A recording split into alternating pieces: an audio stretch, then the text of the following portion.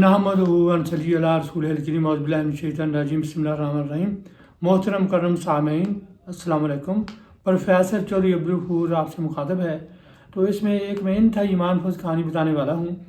تو اس میں یہ ہوا تھا کہ رجنارڈ جو کہ کرک کا بادشاہ تھا، تو اس نے مسلمان حاجیوں کے قافلے کو روک لیا اور مسلمان خواتین اور بچوں کو اور نوجوانوں کو شہید کر دیا اور مسلمان خواتین اور بچوں کو قید کر دیا۔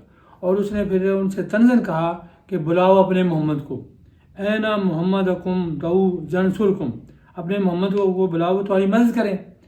تو جب یہ بات سلطان صلاح الدین ایوبی فاتح القدس دوم تک پہنچی تو اس نے قسم اٹھائی کہ میں اس جو ہے نا رجنارڈ کو اپنے ہاتھ سے قتل کروں گا۔ تو اس نے پھر حملہ کر دیا، بڑی زبردست جنگ ہوئی۔ تو اس میں بادشاہ ایک غائبی تھا جو کہ اس کا القدس کا بادشاہ تھا، وہ غائبی گرفتار ہو گیا اور وہ رجنارڈ بھی گرفتار، دونوں سگے بھائی تھے۔ رجنارڈ آف کرک بھی گرفتار ہو گیا۔ رجنارڈ کو اردو میں کہتے ہیں، عیسائی جو ہے نا رائٹرز کہتے ہیں ارناط، دونوں گرفتار ہو گیا۔ تو وہ خیمے میں ان کو پیش کیا گیا، سلطان صلاح الدین ایوبی کے سامنے پیش کیا گیا۔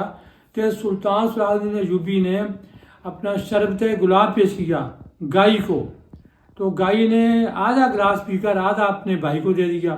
تو سلطان نے اسے فوراً کہا کہ یہ تو نے گلاس اپنی مرضی سے دیا ہے، میں نے اسے پیش نہیں کیا۔ اس کی ایک وجہ تھی، وجہ یہ تھی کہ اس نے بڑی گستاخی کی تھی آپ صلی اللہ علیہ وسلم کی کہ یہ بلاؤ محمد کو کہاں ہے۔ تو سلطان نے اس کا جواب دینا تھا۔ تو بہرحال سلطان نے اسے کہا، رجنارڈ نے جو گستاخ رسول تھا، کہ مسلمان ہو جاؤ، تو نے گستاخی کی ہے، آج تمہاری خیر نہیں ہے۔ اس نے انکار کیا۔ اس نے کہا اچھا ٹھیک ہے۔ سلطان نے تلوار سے اس کا ایک بازو قلم کیا تو پھر دوسرا کر دیا، پھر گردن اتار دی۔ وہ جو گائے تھا نا اس کا سگا بھائی بادشاہ جو تھا القدس کا، وہ تھر تھر کانپنے لگا۔ تو سلطان نے اسے تسلی دی کہ بادشاہ کچھ نہیں کہتے، آپ سے کچھ نہیں ہوا، یہ بندہ تو اخلاقیات کی ساری حدود پھلانگ چکا تھا۔ تو اس طرح نا یہ کہانی ہے سلطان صلاح الدین ایوبی کے دور کی، اور اللہ تعالیٰ سے میری دعا ہے کہ ہمیں سلطان صلاح الدین ایوبی کی ضرورت ہے، تاکہ ہمیں جو ہے نا جو ظلم ہو رہا ہے غزہ میں اور جو فلسطین میں ہر جگہ، ہمیں ایسے مجاہدین کی ضرورت ہے، اور اللہ پاک سے دعا ہے کہ وہ ایسے مجاہدین کو بھیجے۔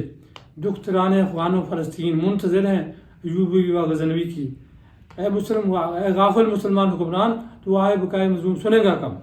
السلام علیکم۔